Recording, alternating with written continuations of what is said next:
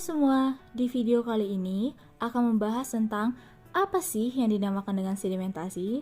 Check it out! Sewaktu berjalan-jalan ke pantai, apakah kalian pernah melihat singkapan batuan di tebing yang bentuknya berlapis? Nah, peristiwa itu adalah akibat dari proses sedimentasi. Sedimentasi adalah pengendapan atau setting partikel-partikel dari suspensi. Pada sedimentasi, partikel-partikel dipisahkan dari fluida akibat gaya gravitasi yang bekerja pada partikel-partikel tersebut. Nah, pada umumnya sedimentasi digunakan pada pengolahan air minum, pengolahan air limbah, dan pada pengolahan air limbah tingkat lanjutan. Biasanya proses sedimentasi dilakukan setelah proses koagulasi dan flokulasi, di mana tujuannya untuk memperbesar partikel padatan sehingga menjadi lebih berat dan dapat tenggelam dalam waktu yang lebih singkat.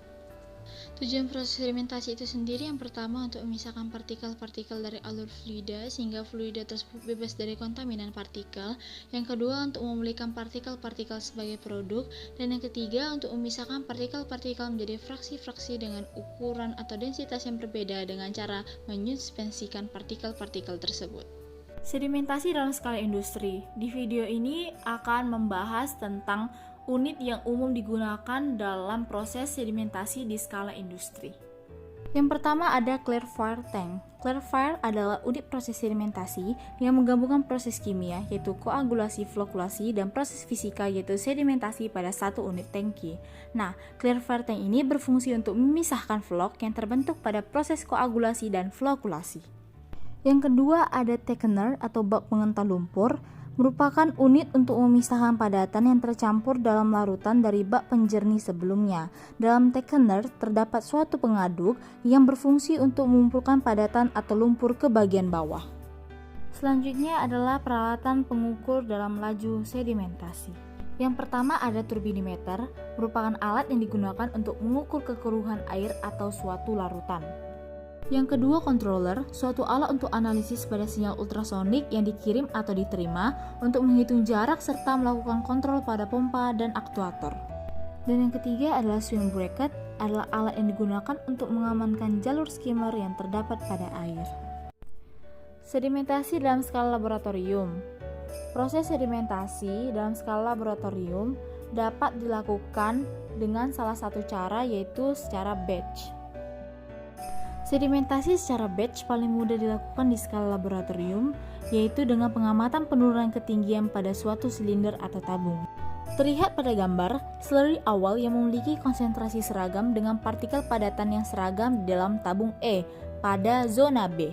Lalu, pada tabung F, partikel mulai mengendap dan diasumsikan mencapai kecepatan maksimum dengan cepat.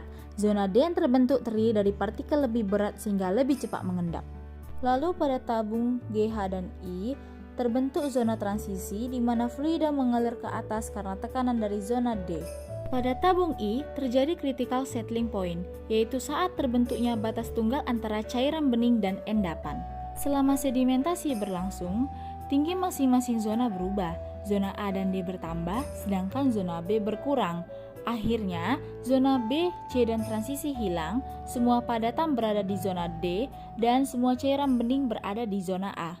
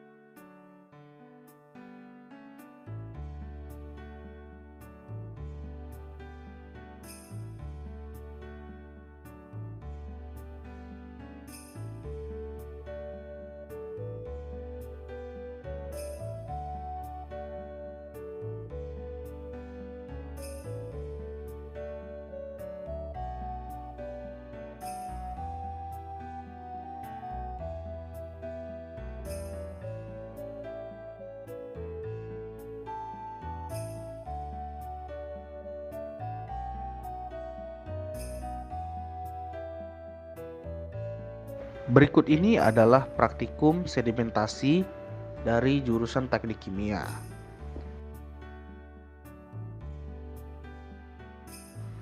Alat-alat dan bahan-bahan yang diperlukan adalah sebagai berikut.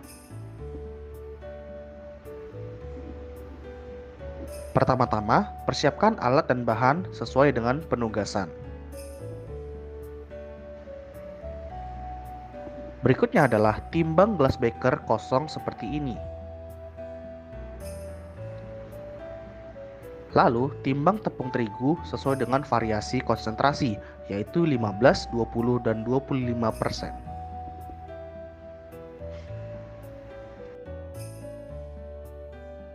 Lalu, masukkan air atau aquades sampai volume mencapai 500 ml ke dalam teko ukur berisi tepung yang ditimbang tadi.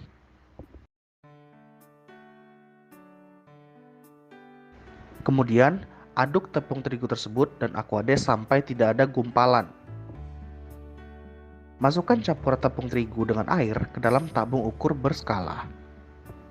Tinjau ketinggian interface terhadap waktu menggunakan stopwatch dan catat percobaan praktikum ke dalam lembar kerja.